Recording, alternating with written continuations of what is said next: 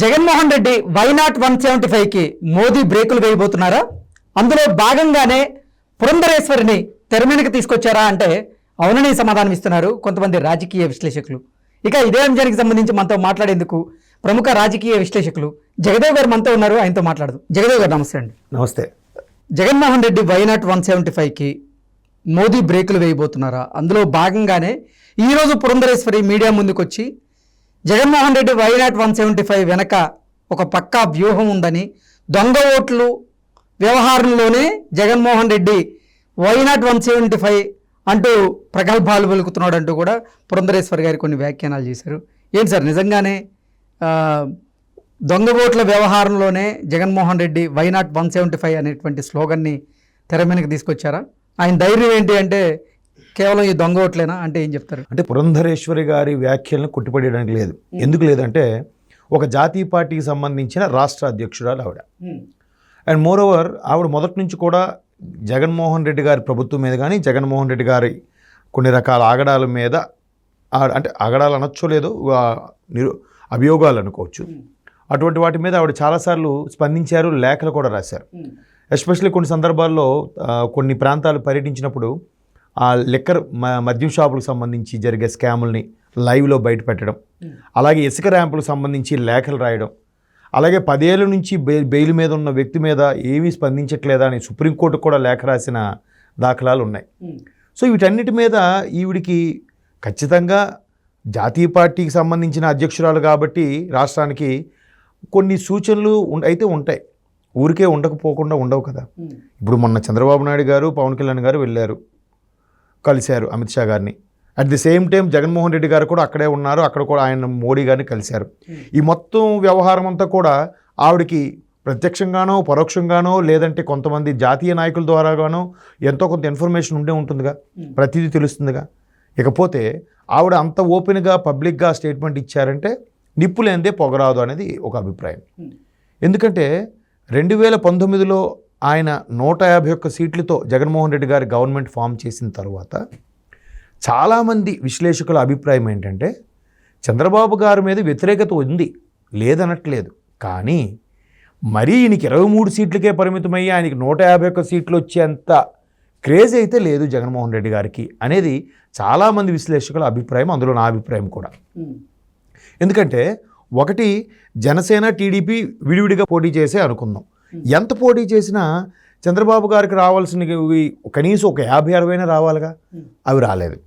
తర్వాత చంద్రబాబు నాయుడు గారిని కేవలం 23 మ్యాజిక్ ఫిగర్గా అని చెప్తూ ఆయన్ని దుయ్యబడుతూ ఆయన వేలెత్తి చూపుతూ చేస్తున్న వైసీపీ పార్టీ కేవలం ఆ 23 స్థానాలకే పరిమితమయ్యేలాగా ఎలా చేశారనేది కూడా ఒక వ్యాఖ్య. దీని మీద కొంతమంది విశ్లేషకులు చెప్పే అభిప్రాయం ఏంటంటే ఆయనకి వాస్తవానికి 28-29 సీట్లు వచ్చాయి, అది కేవలం జగన్మోహన్ రెడ్డి గారి సూచనల మేరకు లేదా ఆయన నడిపించిన వ్యూహాల మేరకు 23కే కుదించేలా చేశారు అని కూడా కొన్ని అభియోగాలు ఉన్నాయి. ఇంకొంతమంది అభిప్రాయం ఏంటంటే అప్పట్లో అది రిగ్గింగ్ చేశారా, మ్యానిపులేట్ చేశారా, లేదా ఈవీఎంల మిషన్ల ట్యాంపరింగ్ చేశారో తెలియదు, కానీ జగన్మోహన్ రెడ్డి గారికి ఒక గాలి అయితే వీచింది, ఫ్యాన్ గాలి కాదనట్లేదు, కానీ 175కి 151 వచ్చేంత గాలి అయితే లేదు అనేది చాలామంది అభిప్రాయం. ఈవెన్ వైసీపీ శ్రేణుల్లో కొంతమంది కూడా దాన్ని అంగీకరించారు. అంటే సరదాగా పిచ్చాపాటి మాట్లాడుకుంటున్నప్పుడు కొంతమంది వైసీపీ శ్రేణులు అంటే జగన్మోహన్ రెడ్డి గారు ఈసారి గవర్నమెంట్ ఫామ్ చేస్తారని తెలుసు, కానీ 151 వచ్చేంత రేంజ్ అయితే లేదు, బట్ తెర వెనక ఏదో జరిగింది అనేది చాలామంది అన్నారు. చాలా వరకు రూమర్స్ గాను సోషల్ మీడియాలో కూడా కొన్ని విషయాలు హల్చల్ చేశాయి. మేబీ దానికి సంబంధించిన హింట్ కానీ దానికి సంబంధించిన లీకులు కానీ ఆవిడకేమో తెలిసాయేమో, అందుకే ఆవిడ అలా అంటున్నారేమో. దాని మీద ఇలాగా అనుకున్న సందర్భంలో నేను కొంతమంది విశ్లేషకులకి చర్చించినప్పుడు వాళ్ళు చెప్పేది ఏంటంటే ఈవీఎంలు కూడా ట్యాంపరింగ్ చేయొచ్చు. అది ఎట్లా అంటే ఏ బటన్ నొక్కినా కూడా ఒకే సింబల్కి వెళ్ళిపోయేలాగా సెట్టింగ్లు చేయొచ్చు. అలా కాకుండా ఇప్పుడు మొన్న తెలంగాణ ఎన్నికల్లో ఉన్నాయి. తెలంగాణ ఎన్నికల్లో రేవంత్ రెడ్డి గారు ముఖ్యమంత్రి అవ్వకముందు ముఖ్యమంత్రి అభ్యర్థిగానే ఉన్నారు కాబట్టి ఆయన చాలా 10 సార్లు చెప్పారు కార్యకర్తల్ని, కాంగ్రెస్ నాయకుల్ని హెచ్చరిస్తూ మనం జాగ్రత్తగా ఉండాలి, ఎక్కడైనా ఏదైనా జరగచ్చు అని చెప్పి నిఘా పెడితే రేపు పోలింగ్ అంటే ఈరోజు ఎక్కడైతే పోలింగ్ బూత్లో ఉన్న ఈవీఎం మిషన్లు అన్నీ ఒక దగ్గర ఆ స్టోర్ రూమ్లో ఉన్నాయో, ఆ స్ట్రాంగ్ రూమ్ అంటారు దాన్ని, స్ట్రాంగ్ రూమ్లో ఉన్నాయో, ఆ స్ట్రాంగ్ రూమ్కి ఒక వ్యాన్ వెళ్తుందట. దాన్ని కొంతమంది కాంగ్రెస్ కార్యకర్తలు వెంబడించారు. ఆ వ్యాన్లో ఏమున్నాయి? ఓన్లీ ఎంటీ ఈవీఎంలు ఉన్నాయి. అంటే పోలింగ్ బూత్లో పార్టిసిపేట్ చేయని ఈవీఎం మిషన్స్ ఉన్నాయి. ఇవెందుకు గొడవలోకి తీసుకెళ్తున్నారంటే, లేదు ఖాళీగా ఉన్నాయి తీసుకెళ్తామని చెప్పి వెంటనే కవరింగ్ చేశారు. వెంటనే కాంగ్రెస్ కార్యకర్తలు తేరుకొని ఈ మీడియాకి అంతా పిలిచేసరికి, లేదు ఖాళీవి ఇక్కడ కాదు వేరే దగ్గర పెట్టాలన్నారు. అంటే ఒకవేళ వీళ్ళు వెంబడించకపోయి ఉంటే ఆ పోలైన ఈవీఎం మిషన్లు తీసుకొచ్చి వాటి ప్లేస్లో ఖాళీ పెట్టే ప్రయత్నం చేశారని కూడా కాంగ్రెస్ వాళ్ళు అభియోగం మోపారు. మేబీ అవ్వచ్చేమో, అలాంటి సెట్టింగ్లు కూడా అవ్వచ్చేమో. ఈవీఎంల ట్యాంపరింగ్లు కానీ, లేదా ఇట్లా పోలైన వాటిలో ఖాళీ పెట్టే ప్రయత్నం కానీ, లేదా రిగ్గింగ్లు లాంటివి కానీ, ఇట్లా చాలా జరగచ్చు కదా. కొంతమంది ముసలి వాళ్ళు ఉంటారు, లేదా కొంతమంది చనిపోయిన వాళ్ళు ఉంటారు. వాళ్ళకి ఆ ముందు రోజో లేదా అంతకు 2 రోజుల ముందో చనిపోయి ఉంటారు. వాళ్ళకి చనిపోయారని తెలియదు, వాళ్ళకి ఆ స్లిప్పులు వస్తాయి. లేదు వస్తారు, మా స్లిప్ ఇచ్చేయండి మా అమ్మాలు వస్తారు. ఎవడో మారు ఆ ముస్లింలో వేసం వేసుకుని వెళ్ళి వేసాడేమో, అలాంటివి కూడా జరగచ్చు. ఇట్లాంటి ఎందుకు ఎక్కువగా డౌట్లు వస్తున్నాయంటే, ఈసారి ఎప్పుడూ లేదు ఆంధ్రప్రదేశ్లో 23 లక్షల కొత్త ఓట్లు నమోదయ్యాయి. ఓటు వేయడానికి సిద్ధంగా ఉన్నారు యువత కదా. ఈ 23 లక్షలు కూడా నిజంగా యువత సిద్ధంగా ఉన్నారా?